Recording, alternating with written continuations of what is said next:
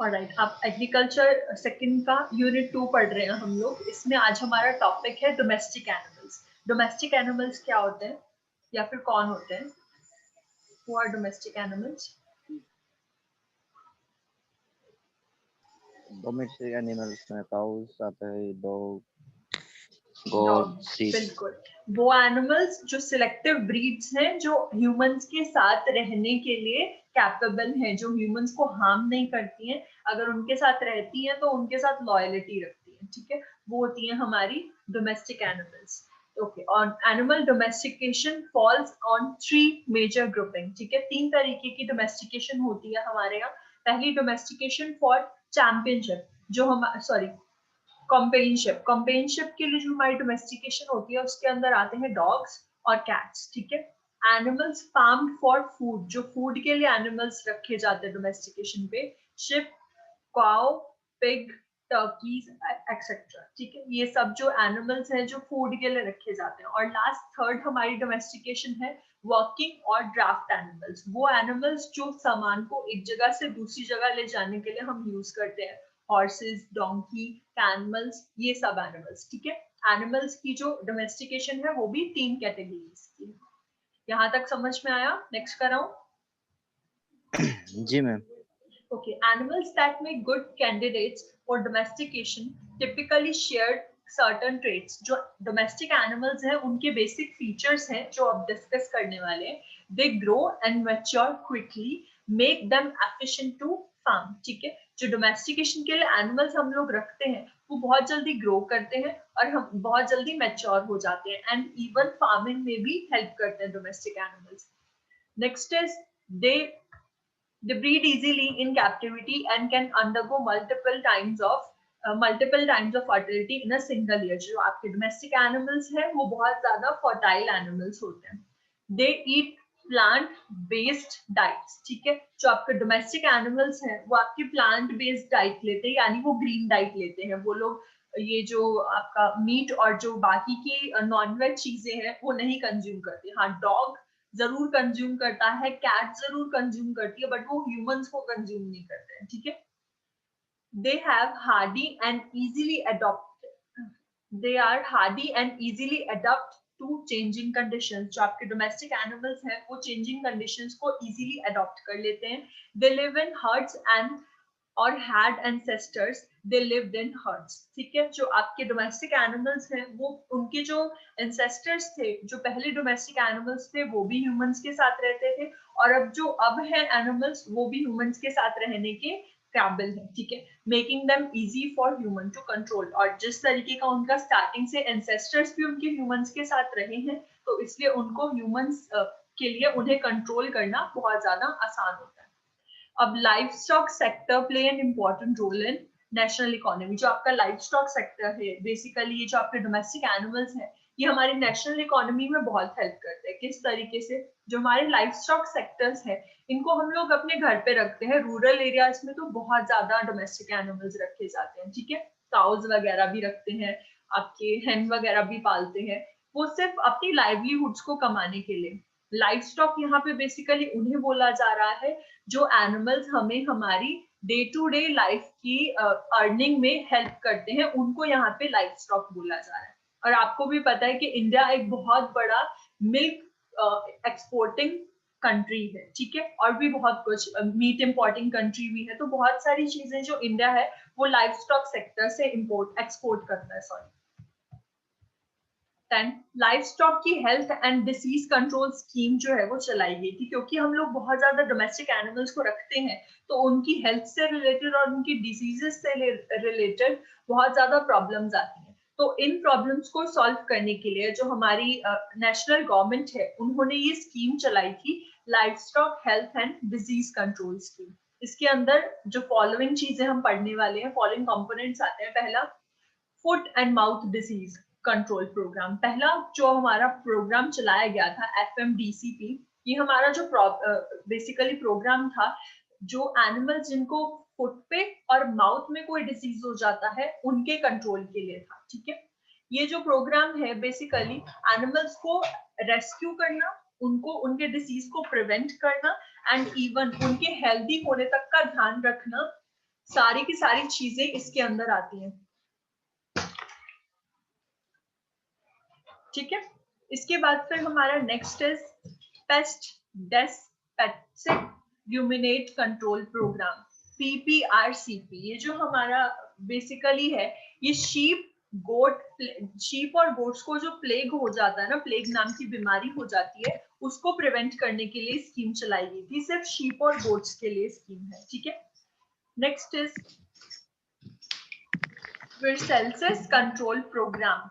ये जो हमारी है, it's an economically important disease, has become endemic in most part of the country. ये जो हमारा डिजीज है जिसकी अभी बात हो रही है, ये कंट्री में बहुत ज्यादा जल्दी फैल रहा है। It cause early abortion in animals की फर्टिलिटी के ऊपर इफेक्ट करता है ये वाला जो डिजीज है। और ये 2010 से इसके जो बेसिकली 2010 से इसकी प्रिवेंशन के लिए जो गवर्नमेंट है वो काम कर रही थी, और अब इसका एक प्रॉपर प्रोग्राम स्कीम बना दिया गया है गवर्नमेंट की साइड से, ठीक है। और ये सब नेशनल हेल्थ मिनिस्ट्री करती है। Next is classical swine fever control programme, CSFCP। ये जो हमारा स्वाइन फीवर जो चलता है ना, स्वाइन फ्लू जिसको हम लोग बेसिकली बोल देते हैं, नॉर्थ ईस्ट पास्ट में भी बहुत ज्यादा होता है, जो पिग्स से हो जाता है, ये इन सब चीजों से होता है, उसको प्रिवेंट करने के लिए प्रोग्राम चलाया गया था, ठीक है। क्योंकि ये north east part of country में ज्यादा होता है, क्योंकि यहाँ पे पिग फार्मिंग ज्यादा होती है, इस वजह से ये आपके लिए इम्पोर्टेंट है, क्योंकि आप उस साइड से हो तो आपको इसके बारे में पता होना चाहिए। ये मैं सिर्फ आपके एग्जाम के लिए नहीं बोल रही हूँ, आपकी जर्नल नॉलेज के लिए भी बोल रही हूँ, क्योंकि अगर आप कोई स्टेट एग्जाम दोगे तो उसमें इस तरीके का क्वेश्चन आ सकता है, ठीक है। Next is assistant to state for controlling of animal diseases, ASCAD।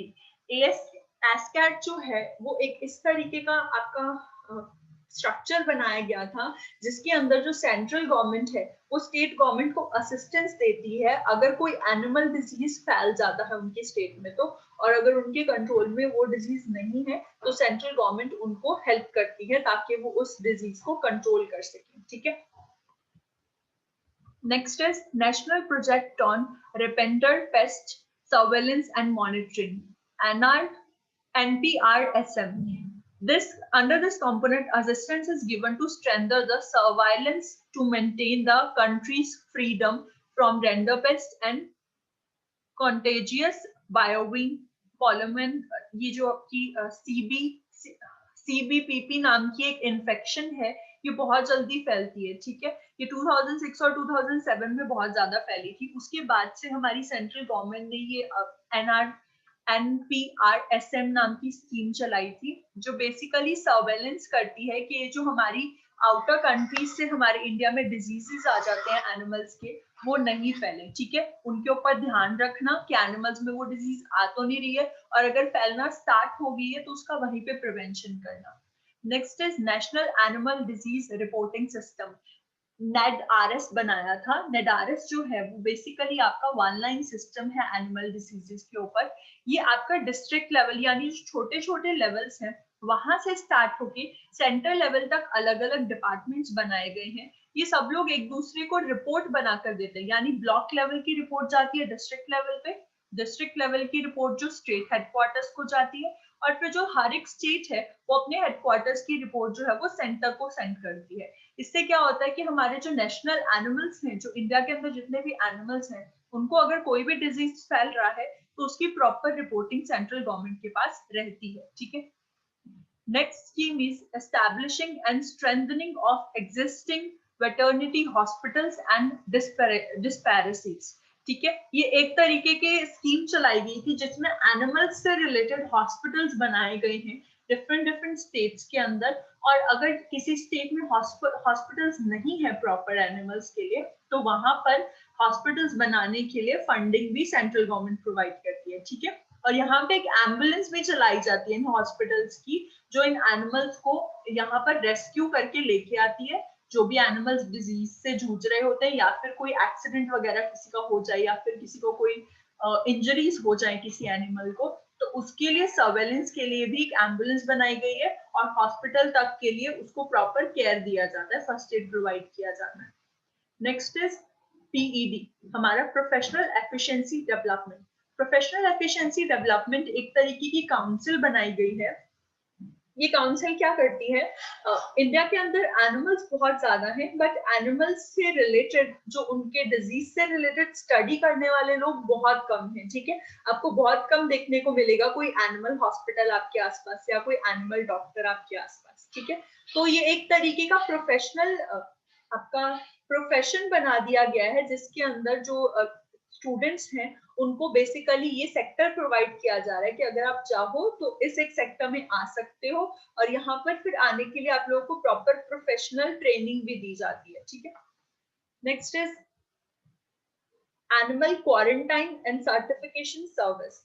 इसका बेसिक ऑब्जेक्टिव क्या है? The objective of this service is to prevent the ingress of exotic livestock diseases into India by regulating the import of livestock and livestock products, and for providing export certification of international standard for livestock and livestock products.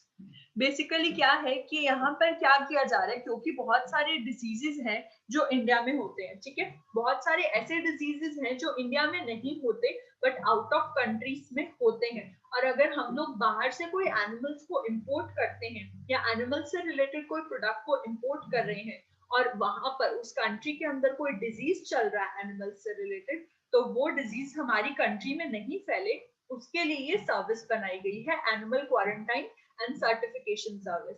इसमें क्या होता है, पहली चीज तो जिस country से आप इंपोर्ट कर रहे हो उस कंट्री का प्रॉपर सर्टिफिकेशन होगा कि इस एनिमल से रिलेटेड कोई डिजीज नहीं है, और अगर है भी तो जो प्रोडक्ट आपको दिया जा रहा है उस प्रोडक्ट में कोई भी डिजीज का इन्फेक्शन नहीं है। ठीक है, और अगर हम लोग एक्सपोर्ट कर रहे हैं तो हम सर्टिफिकेशन प्रोवाइड करेंगे कि इंडिया से जो प्रोडक्ट, जो भी animal out of India export किया जा रहा है उसको कोई भी डिजीज नहीं है और वो प्रॉपरली डिसइंफेक्टेड प्रोडक्ट है। ठीक है, एंड लास्ट इज चौधरी चरण Singh national institute of animals health. Baghpat के अंदर ये बेसिकली एक न्यू इंस्टीट्यूट बनाया गया है, नेशनल लेवल इंस्टीट्यूट है। ये बायोलॉजिकल स्टैंडर्ड्स के ऊपर काम करता है, और इसके अंदर क्या होता है, सारे एनिमल्स, ये बेसिकली एक एनिमल हॉस्पिटल है, एनिमल्स की हेल्थ से रिलेटेड स्टडी करता है। ठीक है, जैसे अलग अलग हमारे इंस्टीट्यूशंस बने होते हैं ना स्टडीज के लिए, ये हमारा चौधरी चरण सिंह नेशनल इंस्टीट्यूट बना हुआ है एनिमल हेल्थ के लिए। और लास्ट है देन हमारा central regional disease diagnostic laboratories. अब एक चीज के हमारे नेशनल हॉस्पिटल्स तो बन ही रहे हैं, बट इन्होंने क्या सोचा सेंट्रल गवर्नमेंट ने कि कुछ ऐसी लैबोरेटरीज भी बनी होनी चाहिए हर एक स्टेट और हर एक सिटी के अंदर, जो बेसिकली हमारे एनिमल डिजीज के ऊपर काम कर रही है। ठीक है, अब फर्स्ट एड की बात आती है। फर्स्ट एड आपको पता है क्या होता है? What is first aid? First aid के बारे में जानते हो? फर्स्ट एड वो मेडिसिन, फर्स्ट एड बच्चे मेडिसिन जो बीमार होने से नहीं नहीं नहीं, फर्स्ट एड सोचो हम लोगों ने सबने पढ़ा हुआ है, स्कूल टाइम में हमें पढ़ाया गया था ईवीएस में। What is first aid? अच्छा, हमारे सबके घर पे फर्स्ट एड किट होती है ना, फर्स्ट एड किट भी बोलते हैं, राइट? किट होते हैं। बेसिकली फर्स्ट एड आपका होता है जब मेन डॉक्टर्स, इंजरी होने से, हाँ जी बिल्कुल, जब डॉक्टर्स के पास ले जाने से पहले आप जो इंजर्ड पर्सन है उसको कुछ थोड़ा बहुत भी सर्विस अपनी साइड से प्रोवाइड करते हो, उसको फर्स्ट एड बोला जाता है। फॉर एग्जांपल किसी के कुछ कट लग गया है तो उसको डॉक्टर के पास ले जाने से पहले जब आप थोड़ा बहुत उसका ब्लड साफ करके थोड़ी बहुत हल्की बैंडेज लगा दोगे, that will be called a first aid. ठीक है, first aid is the first and immediate assistance given to any person suffering from either a minor और सीरियस इलनेस और इंजरी। ठीक है, ये आपका फर्स्ट असिस्टेंस होती है जो किसी भी पर्सन को दिया जाता है जो या तो सफर कर रहा है माइनर या मेजर इंजरी या फिर इलनेस से। अब ये फर्स्ट एड जो है सिर्फ ह्यूमंस के लिए नहीं है, अब ये फर्स्ट एड का जो सिस्टम है वो एनिमल्स के लिए भी स्टार्ट हो गया है। ठीक है, अब इसके ऊपर भी बहुत सारी चीजें हैं कि किस तरीके से आप एनिमल्स को फर्स्ट एड दे सकते हो। इमरजेंसी प्रोसीजर की अगर बात करें, when you come across any accident और any animal in several diseases, disasters, sorry, immediately proceed with the basic emergency drill. जब भी आप किसी ऐसे एनिमल के कांटेक्ट में आ गए हो जो किसी भी इंजरी से सफर कर रहा है, तो आपको बेसिक इमरजेंसी प्रोसीजर लेने चाहिए। First thing, if breathing appears to have stopped completely, check for a heart beat. अगर वो एनिमल जो है वो उसकी ब्रीदिंग कंप्लीटली बंद हो गई है तो आपको उसकी हार्ट बीट चेक करनी चाहिए इमरजेंसी प्रोसीजर में। Secondly, normal heart beat can be felt by placing the fingertip on the lower part of chest wall on the left side, just behind the front leg। ठीक है, अब human beings का तो हमें पता होता है कि हार्ट कहाँ है, बट एक इमरजेंसी प्रोसीजर की अगर बात करें तो आपको एनिमल्स की हार्ट बीट चेक करनी है। तो वो कहाँ पे दिखती, कहाँ पे आप फील कर सकते हो? एनिमल की जो आपकी फ्रंट लेग्स होती हैं उनकी चेस्ट वॉल के लेफ्ट हैंड साइड पे आपको उसकी हार्ट बीट जो है वो फील हो सकती है। इसके बाद इमरजेंसी प्रोसीजर में के बाद आता है ABC drill. ABC drill basically 3 steps होते हैं इसके अंदर। A is for airways, second is for bleeding, third is for collapse. ठीक है, अब एयरवे, ब्लीडिंग और क्लैप्स, ये एबीसी ड्रिल जो है सिर्फ एनिमल्स के लिए नहीं, ह्यूमंस के लिए भी होती है। अगर आपने कभी कोई फर्स्ट एड वाला कोई भी सेमिनार अटेंड किया हो तो वहां पे एबीसी ड्रिल सिखाई जाती है। एयरवेज, सबसे पहले आपको क्या करना होता है, जो आपके सामने पेशेंट है आपको सबसे पहले उसके एयरवेज चेक करने हैं। एयरवेज क्या होते हैं? हमारी जो नोजल स्टेप्स है और साथ में जो हमारा माउथ है, यहाँ से हमारे ब्रीदिंग हो रही है या नहीं हो रही है। ठीक है, ये फर्स्ट चीज होती है, एयरवेज हमारे ओपन होने चाहिए। सेकेंड इज ब्लीडिंग, आपको चेक करना है कि जो पेशेंट या फिर जो एनिमल आपके सामने है उसको ब्लीडिंग तो नहीं हो रही, आप एक्सटर्नल इंजरीज चेक करोगे उसकी। और तीसरी चीज collapse, C for collapse, convulsion and lack of consciousness. आपको चेक करना है कि जो आपके सामने इंजर्ड पर्सन है वो कोलैप्स तो नहीं हुआ, यानी उसकी अभी उसकी कॉन्शियसनेस है, वो माइंड उसका सही से काम कर रहा है या नहीं कर रहा है। ठीक है, आप उससे बात करने की कोशिश करोगे। तो फर्स्ट चीज फर्स्ट एड में की जाती है, that is ABC drill, Airways, bleeding and collapse और लैक ऑफ कॉन्शियसनेस। फिर उसके बाद यूजफुल टेक्निक्स क्या क्या हो सकती हैं?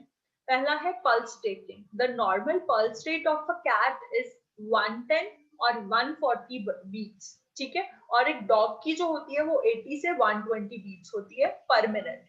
The smaller the breed the higher the pulse rate. इनका कहना है कि जो भी आपका ब्रीड आपके सामने जो आपका एनिमल है, जितना छोटी ब्रीड वो होगी एनिमल की, उतना ज्यादा हाई पल्स रेट उसका होता है।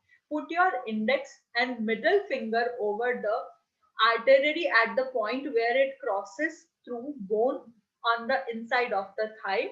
Count the pulse rate for 10 seconds and multiply by 6। ठीक है, आपको पल्स रेट कैसे चेक करना है? जहां पे आप बीट सुन पा रहे हो, जहां पे आप बीट को फील कर पा रहे हो, वहां पे अपनी फिंगर टिप को पॉइंट कीजिए। ठीक है, पल्सेस को 1 मिनट के लिए काउंट कीजिए और फिर उसके बाद count the pulse rate for 10 second. 10 second के लिए आपको पल्स रेट को काउंट करना है और फिर जो आपकी पल्स रेट आई है, जितना भी आपने काउंट किया पल्सेस को, उसको मल्टीप्लाई करना है 6 के साथ। ठीक है, इससे आपको पता चल जाएगा कि उसकी नॉर्मल पल्स रेट है या नहीं है। फॉर एग्जाम्पल, आपके सामने कोई कैट जो है वो इंजर्ड है, ठीक है, अनकॉन्शियस है। आपने क्या करना है, आपने उसकी पल्स रेट को फील करना है। 10 सेकेंड्स के लिए पल्सेस को आप काउंट करोगे कि कितने काउंट हुए हैं और जितना भी पल्स उसका आया है उसको 6 से मल्टीप्लाई करोगे। Second is artificial respiration. If possible, lay the animal on the right side, open with mouth and take out anything block the air passage। ठीक है, आपको artificial respiration उसको provide करना है। सबसे पहले हमें किसी भी पेशेंट का ये चेक करना चाहिए कि उसका ब्लॉकेज नहीं होनी चाहिए, जो उसकी एयर वेसल्स जो हैं वो ब्लॉक नहीं होनी चाहिए। अगर आपको कुछ भी फील होता है कि कोई कंकड़ या पत्थर कुछ भी उसका अटका हुआ है तो उसको निकालने की कोशिश कीजिए। ठीक है, और last is mouth to mouth respiration. जब आपने एनिमल का मुंह जो है वो साफ कर दिया है, देन आप उसको माउथ टू माउथ ब्रीदिंग देने की कोशिश करो। फिर उसके बाद है common problems and how to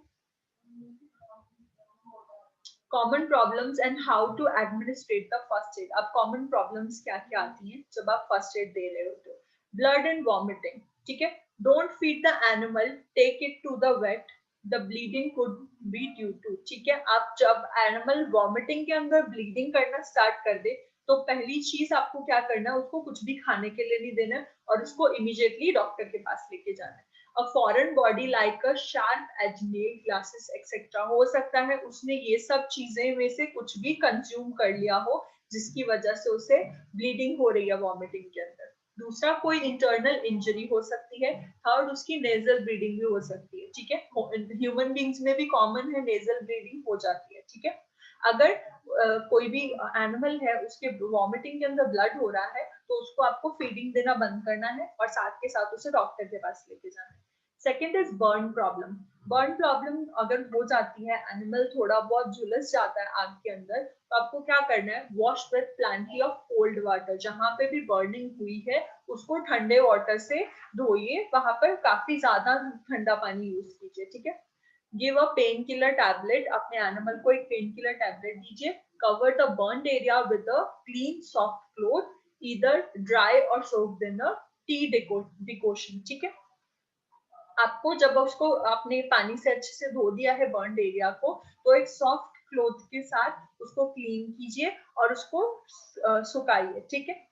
keep the animal clean and warm to avoid the shock, ठीक है। आपके एनिमल्स जो है उसको क्लीन रखिए और जब तक डॉक्टर के पास आप लेकर जा रहे हो तब तक रास्ते में उसको बिल्कुल क्लीन रखिए और अवॉइड कीजिए उसको कुछ भी गर्म देना, ठीक है। गर्म चीज के आसपास मत रखिए। The animal must be given either plain water और वाटर डिल्यूटेड विद ग्लूकोज। अगर आप उस एनिमल को अभी लेकर जा रहे हो तो फर्स्ट एड के टाइम पे आप उसको या तो प्लेन वाटर दीजिए या फिर उसको ऐसा पानी दो जिसके अंदर ग्लूकोज वगैरह हो, ठीक है। And then call the vet. Vet यहाँ पर यूज किया जा रहा है एनिमल डॉक्टर के लिए, ठीक है। Next is choking. Choking, it is something in stuck in the throat, ठीक है। ये किस प्रोसेस को बोला जाता है चॉकिंग, जब किसी एनिमल के थ्रॉट के अंदर कोई चीज अटक जाती है उस टाइम पे आपको क्या करना है, उसको डायरेक्टली सबसे पहले तो आप उसको उसकी टंग को होल्ड डाउन कीजिए, चेक कीजिए कि कुछ अटका तो नहीं है और अगर कुछ भी अटका हुआ आपको फील होता है उसको निकालने की कोशिश कीजिए और अगर आप उसे नहीं निकाल पा रहे हो then take that animal immediately to the doctor. Heat stroke की बात की जाए, हीट स्ट्रोक एक कॉमन प्रॉब्लम है, increasing in a body temperature beyond the point of normal psychological temperature is called a heat stroke. जब आपको आपकी normal body temperature से ज्यादा टेम्परेचर आना लग जाए, यानी बेसिकली फीवर की सिचुएशन जब हो जाए, it is due to hot weather, ठीक है। हाई ह्यूमिडिटी की वजह से हो सकता है, इनएडिक्वेट वेंटिलेशन की वजह से हो सकता है, एक्सपोजर टू डायरेक्ट सनलाइट की वजह से हो सकता है या फिर ओवर क्राउडिंग की वजह से हो सकता है। Never leave your pet parked in a locked car in the sun और muzzle it for long duration in summer, ठीक है। अपने पेट को कभी भी कार के अंदर लॉक मत कीजिए, वो भी उस कार में जो डायरेक्टली सन रेज के कांटेक्ट में हो। सिम्टम्स क्या होते हैं हाई स्ट्रोक के, हाई राइज इन टेम्परेचर होता है, ऑरल म्यूकोज हो सकता है inside the mouth and tongue, inner lips turn जो है वो ब्राइट रेड कलर के हो जाते हैं जब इनर जो आपके लिप्स हैं आपके एनिमल्स के, रेड आइज हो जाती हैं, वीकनेस आ जाती है, हैवी ब्रीदिंग हो जाए, हाई पल्स रेट हो जाए, शॉक हो जाए, कुछ भी एक्सटर्नल के एक्सट्रीम केसेस हो सकते हैं कि आपकी जो आईज है वो ग्लासी कलर की हो जाए और आपके जो लिप्स हैं एनिमल्स के वो ग्रे कलर के हो जाए। फर्स्ट एड क्या देना आपको इस सिचुएशन के अंदर, place animal in a cool well ventilated place, ठीक है। एक ठंडी और शांत जगह पे अपने एनिमल को रखो। Give a small amount of cold water containing glucose, ठीक है। Ice pack should be applicated on the head, जैसे हम लोग फीवर में करते हैं कि अगर हाई फीवर हो जाए तो ठंडे पानी की पट्टियां या फिर आइस पैक जो है वो सिर के ऊपर रखते हैं, वैसे ही आपके एनिमल के लिए भी रखो। Give cold milk to drink, कुछ ठंडा दूध देने के लिए, ठंडा दूध उसे पीने के लिए देना चाहिए। Once first aid has been administrated and animal is stable, जैसे ही आपका एनिमल आपको लगता है आपकी फर्स्ट एड देने के बाद ऊपर के सारे स्टेप्स के बाद थोड़ा स्टेबल हो गया, उसे साथ के साथ डॉक्टर के पास लेके जाइए, ठीक है। और जैसे ही आपने उसको जो हुई फर्स्ट एड आपने उस एनिमल को दी है वो आप अपने डॉक्टर को जरूर बताओगे कि आपके पास लेके आने से पहले हमने अपने एनिमल को ये सब चीजें दी, ठीक है। ओके, जो अब तक कराया वो आपको क्लियर है? जी मैम।